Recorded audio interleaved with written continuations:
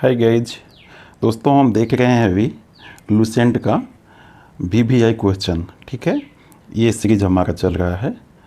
देखिए बुक यही है वो विज्ञान का। इससे ही आपके सारे क्वेश्चन साइंस के आएंगे, इससे बाहर नहीं आएंगे। ठीक है, सामान्य विज्ञान का लुसेंट का ये बुक है। ठीक है, एक लुसेंट का जनरल बुक होता है जिसमें सभी विषय होते हैं, ये विज्ञान का है। ये मैं जब सिविल सर्विस की तैयारी कर रहा था तो इनका मैं स्टूडेंट रहा हूँ PT एजुकेशन का। ठीक है, इसलिए ये बुक उन्होंने हमें उस टाइम में अवेलेबल कराया था फ्री में, उसी का मैंने पिक डाल दिया है। चलिए चलते हैं टॉपिक की तरफ। ये सभी क्वेश्चन बहुत इंपॉर्टेंट होते हैं। ठीक है,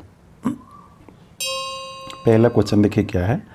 डायोड वह प्रयुक्ति है जो धारा को क्या करता है। डायोड आप जानते हैं ना, डायोड क्या होता है, इलेक्ट्रिसिटी में यूज होता है, इलेक्ट्रॉनिक चीज़ में।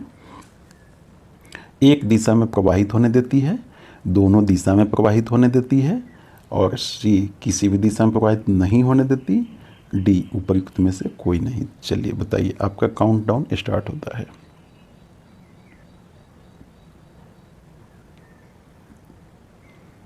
उत्तर क्या है, ये। ठीक है, एक दिशा में प्रवाहित होने देती है। ठीक है, देखिए डायोड होता है इलेक्ट्रॉनिक में यूज करते हैं इसे। ठीक है,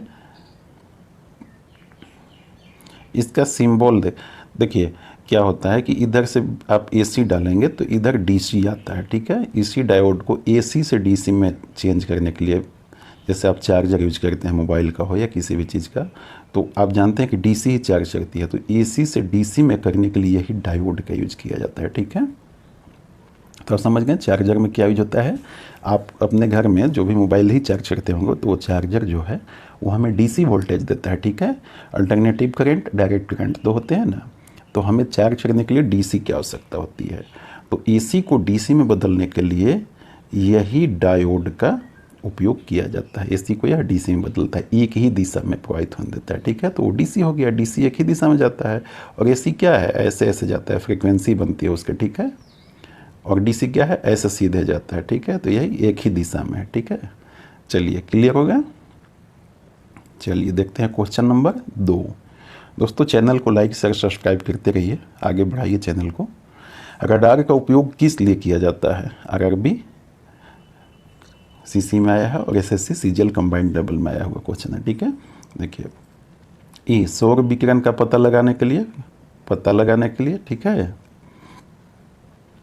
दूसरा जहाज़ों वायुयानों को ढूंढना, वो मार्ग निर्देशित में। ठीक है, जो रडार है क्या जहाज को ढूंढने के लिए और उनके मार्ग निर्देशित करने के लिए, डायरेक्शन देने के लिए। ठीक है, C ग्रहों को देखने के लिए, और चौथा है भूकंप की तीव्रता का पता लगाने के लिए। चलिए बताइए, ऑप्शन कौन सा, B यानी कि दूसरा। ठीक है, जहाज़ों के मार्ग निर्देशित व ढूंढने में यूज होता है किसका, रडार का। ठीक है, रडार का। चलिए क्वेश्चन नंबर 3। ब्रह्मांड प्रसारित हो रहा है, मतलब फैल रहा है। ठीक है, इसका फैला हो रहा है। यह प्रमाण सर्वप्रथम किसने दिया था। ठीक है, देखिए ऑप्शन ए क्या है, एडविन हबल ने, B केपलर ने, C गैलीलियो ने, D कोपरनिकस ने। चलिए बताइए, ये सभी वैज्ञानिक का नाम है। ठीक है, सभी वैज्ञानिक का नाम है। चलिए उत्तर ए, एडविन हबल ने। ठीक है, चलिए क्वेश्चन नंबर 4।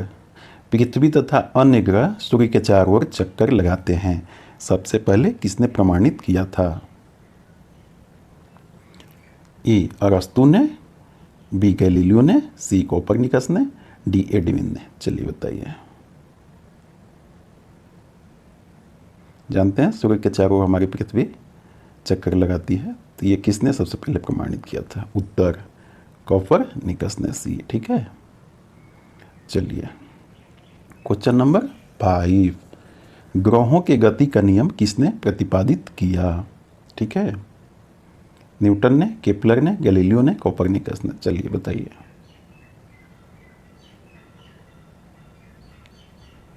उत्तर B किसने, केपलर ने। ठीक है,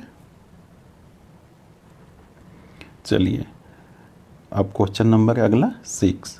परमाणु क्रमांक कहते हैं, एटॉमिक नंबर, ठीक है। आप जानते हैं ना केमिस्ट्री में होता है परमाणु क्रमांक धातु का, ठीक है। तो किसको कहते हैं, परमाणु क्रमांक कैसे निर्धारित होता है? प्रोटॉन तथा न्यूट्रॉन की संख्या के योग को आप जानते हैं ना कि किसी धातु में इलेक्ट्रॉन, प्रोटॉन, न्यूट्रॉन, एक चौथा पॉजिट्रॉन भी होता है, लेकिन इलेक्ट्रॉन, प्रोटॉन, न्यूट्रॉन आप यहाँ ध्यान दीजिए, ठीक है। तो परमाणु क्रमांक जो होता है प्रोटॉन तथा न्यूट्रॉन की संख्या के योग को कहते हैं। बी, नाभिक में उपस्थित प्रोटॉनों की संख्या को कहते हैं। सी, नाभिक में उपस्थित न्यूट्रॉनों की संख्या को कहते हैं। या डी, न्यूट्रॉनों इलेक्ट्रॉनों की संख्या के योग को कहते हैं, ठीक है। बताइए।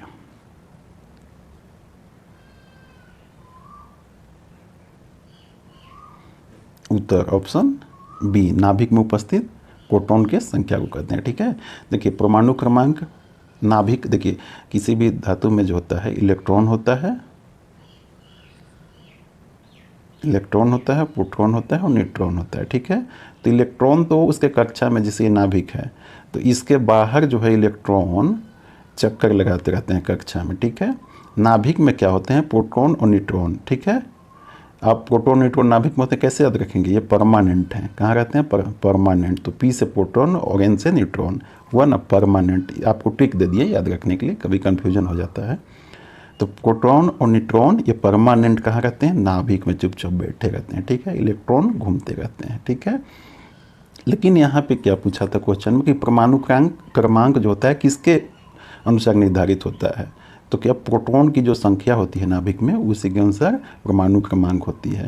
लेकिन प्रोटॉन और न्यूट्रॉन के जो संख्या होता है उसको जोड़ देंगे, जो नाभिक में दोनों होते हैं, प्रोटॉन न्यूट्रॉन होते हैं ना नाभिक में, ये दोनों को जब जोड़ देंगे तो वो जो आएगा वो परमाणु द्रव्यमान हो जाएगा। ये परमाणु क्रमांक है, यही परमाणु द्रव्यमान पूछेगा, तब क्या हो जाएगा, ये प्रोटॉन और ये न्यूट्रॉन की संख्या को योग को कहते हैं, ठीक है। और से परमाणु क्रमांक पूछेगा तब क्या हो जाएगा, प्रोटॉन की संख्या को, ठीक है।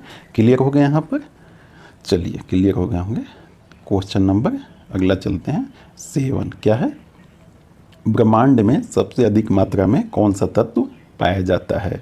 देखिए बताइए, ब्रह्मांड में, पूरे ब्रह्मांड की बात हो रही है, पृथ्वी की नहीं, ठीक है, ध्यान दीजिएगा यहाँ पे।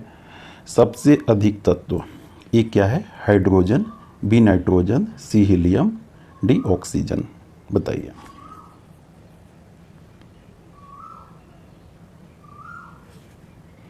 चलिए उत्तर ए हाइड्रोजन, ठीक है। सबसे ज़्यादा हाइड्रोजन पाया जाता है।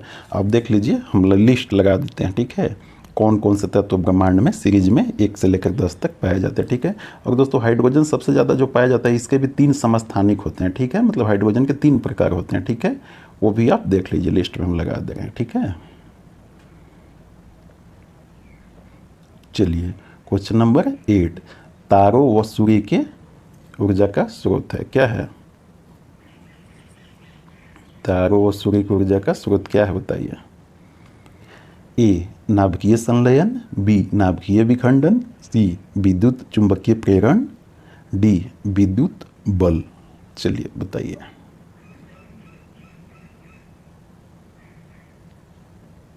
चलिए उत्तर क्या है, नाभिकीय संलयन, ठीक है।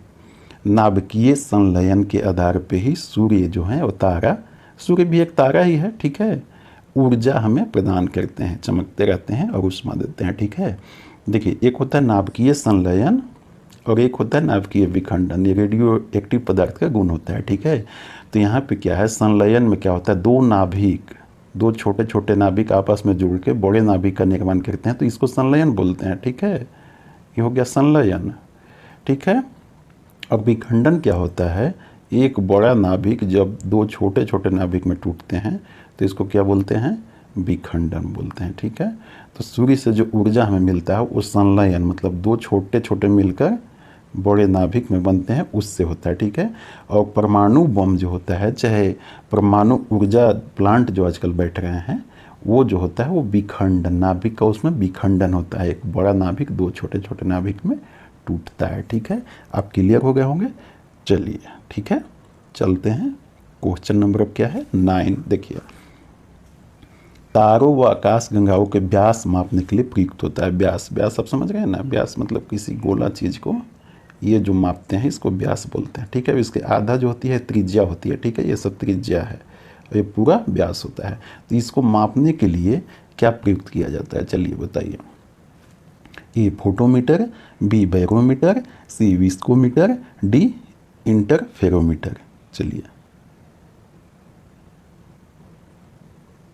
देखिए उत्तर क्या है, इंटरफेरोमीटर। ठीक है, डी इंटरफेरोमीटर से ही आकाशगंगा के व्यास को हम नापते हैं। ठीक है, ये यंत्र का नाम है। ठीक है, अब याद रखिएगा। क्वेश्चन नंबर 10, दो ग्रह जिनके कोई उपग्रह नहीं है। उपग्रह आप जानते हैं ना, ग्रह के भी चारों ओर जो चक्कर लगाते हैं उसको उपग्रह बोलते हैं। ठीक है, पृथ्वी हमारा एक ग्रह है, इसका उपग्रह क्या है, चंद्रमा है। ठीक है, देखिए कौन कौन से आप जानते हैं ग्रह, तो बृहस्पति और पृथ्वी आपको चुनना है कि इसके उपग्रह नहीं। ठीक है, पृथ्वी और बृहस्पति, बुध शुक्र, बुध मंगल, शुक्र मंगल, किसके उपग्रह नहीं है बताइए।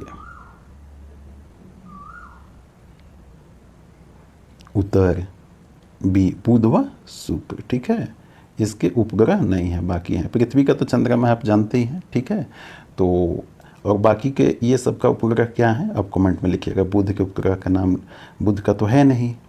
ठीक है, मंगल के उपग्रह क्या है, बृहस्पति के उपग्रह क्या है, इसके आप नाम हमें कमेंट में लिखिएगा। ठीक है, चलिए दोस्तों, आपने सेशन को एंजॉय किया, अच्छा लगा होगा तो वीडियो को लाइक शेयर सब्सक्राइब जरूर कर दीजिएगा। चलिए ठीक है, धन्यवाद, thank you, thanks very much, best of luck.